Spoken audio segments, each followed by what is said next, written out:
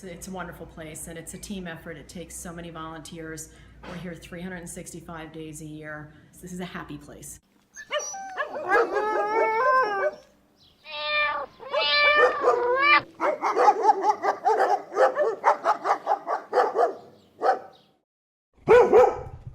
So Adam, how long have you been a volunteer here at the West Milford Animal Shelter? I've been here since I was little, probably like 7, 8. Oh, really? Gina's actually my mom, so I've been in and out with her since then, and now I come on Tuesdays with her, and I'm also part-time animal control here in town. Okay, that's good. That's Yeah. good. All right, hi, what's your name? My name is Shari. Shari, how long have you been volunteering here at the animal shelter? Been here since 1991, and I've been working with cats primarily all during that time. Uh-huh. And how long has the shelter been here? 26 years. 26 years. Wow, and it's expanded since then, Yes. hasn't it? Yes. I had learned that it used to be basically just this Two big rooms. room, 2 rooms, And but- the kennels. and the kennels, but now you have a cattery, 3 catteries. 3 catteries. Excellent, excellent. An adoption room. For the dogs, the play pens in the front and back that we've expanded. A medical room and storage rooms. So it's really expanded a lot since 1991.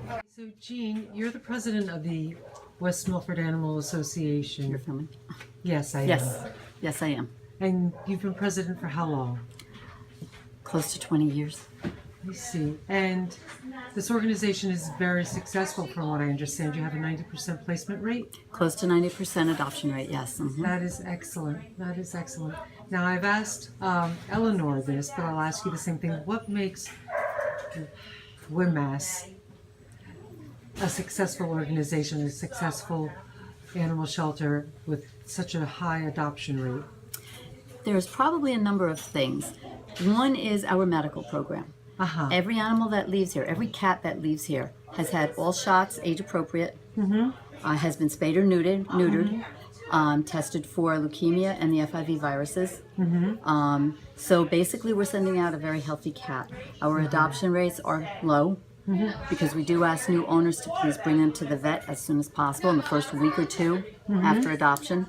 As far as dogs go, same thing. Age appropriate shots have been given by the time they're adopted. They are spayed or neutered. All this unless they're very small, like 8, 9 weeks. We do not do that. But otherwise, everybody is healthy as far as we know, has been totally vetted up until that age. And people are going home with animals that aren't going to cost them a fortune from the get-go.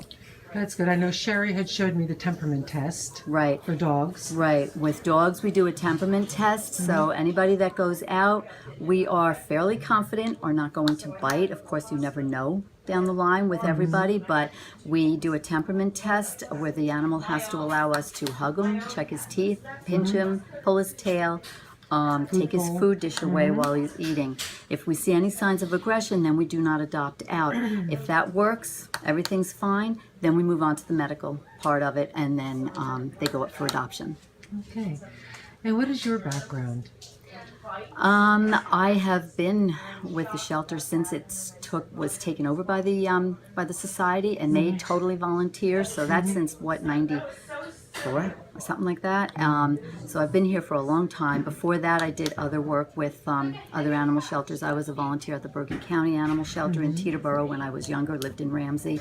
I worked for a vet. Was a vet tech for 5 years. I've done a lot of TNR, trap, neuter, return with cats for other organizations, Friends of Animals, those type things.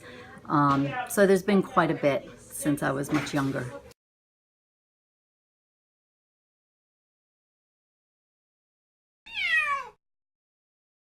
We wanted to profile the animal shelter because it's a successful organization. It has a very good reputation, and we have so many, wonderful volunteers. Absolutely. You can always use more help, and the animals look so healthy and so well cared for. They are. They are. They're happy and healthy. And you're the health officer. I am. What does that entail? I've actually been volunteering for 23 years now. I was president for like 9 years, and since then I've been health officer. And what that means basically is that every animal has to pass through me before being placed for adoption, or if it's wildlife, before going to rehabilitation for evaluation. So what most people would understand is for dogs and cats, I evaluate them, I determine an age, whether they're male or female, whether they're fixed or intact. I check them and treat for fleas, intestinal parasites, ticks, things like that. I give them their vaccinations. I draw blood and run blood tests for either heartworm or feline leukemia and FIV.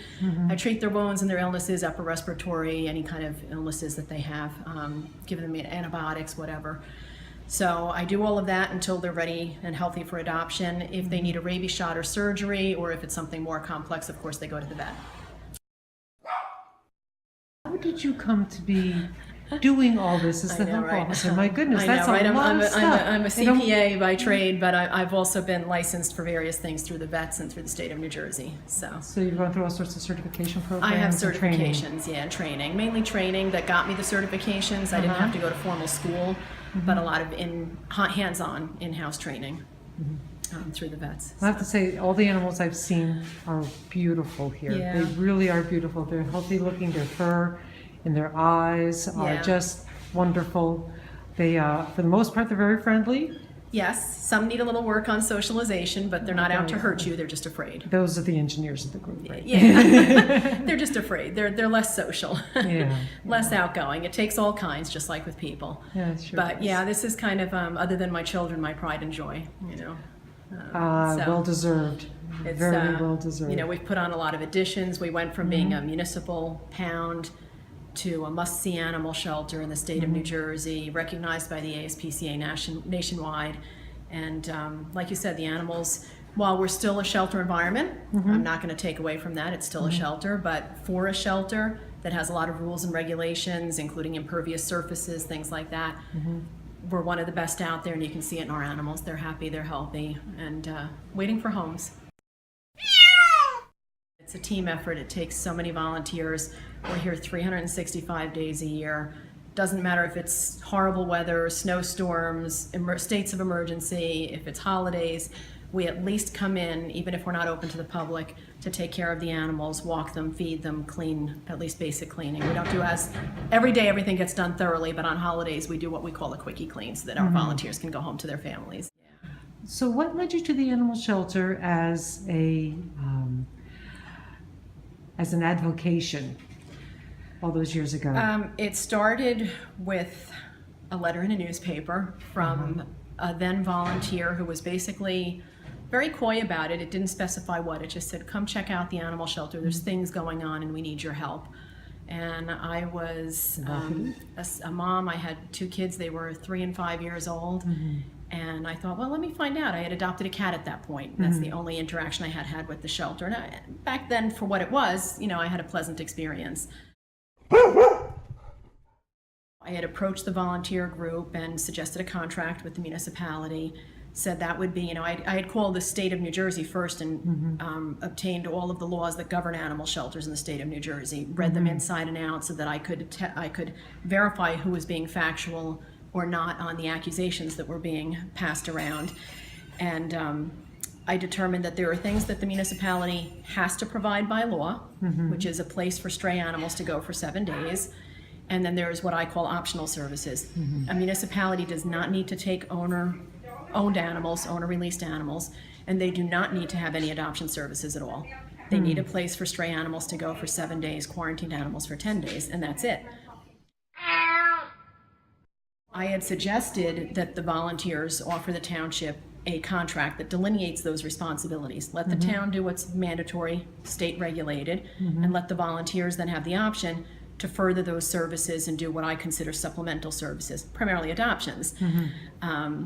So I started the volunteers liked that idea. I approached the town council. Back then it was a different form of government. And it took over a year of facts and figures and doing research and presentations every council meeting to finally get a vote by a majority of only 1 vote to turn it over to the volunteers for 1 year only as a test basis to see if they could do it. A trial Basis basically. And I had presented to them that there was really no risk. The way I wrote up the contract was guaranteed to safeguard the township from both liability, but also from being kind of in a hole at the end if it didn't work. So it was a win-win. It was let them try. If they fail, they go away. If they don't fail, you save a lot of money, a lot of time and effort, and the animals save more lives, and more animal lives are saved, and the quality of life is improved. And we ended up proving ourselves. We turned the place around already within the first year and just continued to make improvements year after year. So, and once I started, it just became, I was here every day at the beginning with my kids. They got dragged along. My daughter's now a veterinarian, Oh, that's excellent. she got dragged here all the time. And it was just something that you couldn't walk away from once you started. It evolved so much over the years, between paperwork and rules and bylaws and structure, and of course the expansion of the facilities, making everything just so much better for the animals while they're here. And of course that makes it nicer for the volunteers, because nobody wants to volunteer at a place that's depressing. And this is not a depressing place. This is a happy place. How many cats do we have right at this moment? Right at this moment, we probably have about 50 cats. That's a low for You'd us. never know it. No, we're spread out in about 6 different rooms and areas with the cats. That would be a low for us. We range typically between 30 as a low and about 125 as a high during the height of kitten season, depending on the year and birth rates. And for dogs, we range between 3 and 18 or so. It depends also. We can house more if need be, but the average is probably about 10 dogs here. Okay, how many dogs do we have here right now? Right now, 5 or 6. I'd have to 5 or double check. 6. Okay. We have got a few new ones in over the weekend, so I'd have to Alright. double check. Oh, I'd love to take I think we have couple 6, photos yeah. of that as well. Sure. So yeah, and then we get rabbits and guinea pigs and ferrets and hamsters Rabbits and are hens, adorable, and yeah. we get farm animals, and Met the rooster. we do get Last wildlife in also that's either abandoned, Injured? well, either orphaned infants that somehow get separated from their parents, or injured adults. Could be an injured orphan too, of course, but typically it's an adult that's injured, or a baby that's abandoned or orphaned in some way. Maybe the mother or raccoon got hit by a car or something, and then you got babies. What's the So- strangest animal that might have been wild that ended up here? Wild? Well, I don't know that I would consider it strange. An eye-opening one over the years, because again, I'm the one that has to handle the wildlife, was porcupine. I didn't think we had porcupines in West Milford. And until I saw one sitting in a cage, and I thought, oh my, how am I supposed to examine this? I didn't know we had them in New Jersey, but we do. Unless somebody brought it here, but we have them. So wildlife, we've had porcupines. Of course, there's the typical raccoons, skunks, squirrels, opossum, fox. We get a lot of waterfowl, swans, great blue herons, ducks, geese. And we've had some of the raptors. We've had owls, one eagle, some hawks. Yeah, pretty much everything over the years. I would say we've had bats even. We've had bats come in.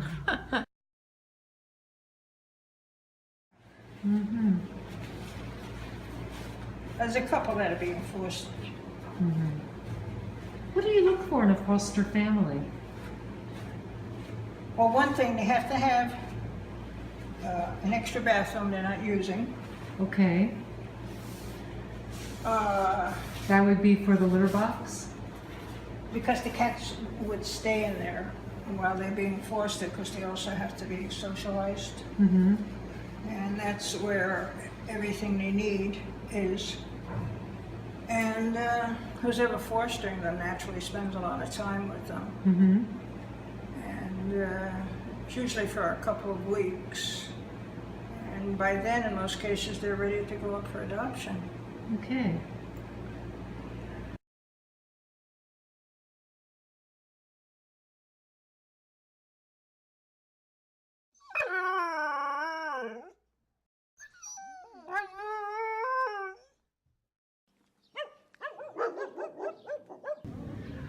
On average, how long does it take to adopt out a dog? If you have a dog that's adoptable and a couple or a family wants to adopt.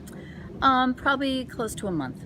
About a month. So a dog comes in and we let him settle for a little bit, acclimate to the sounds, the noises, the people hear smells.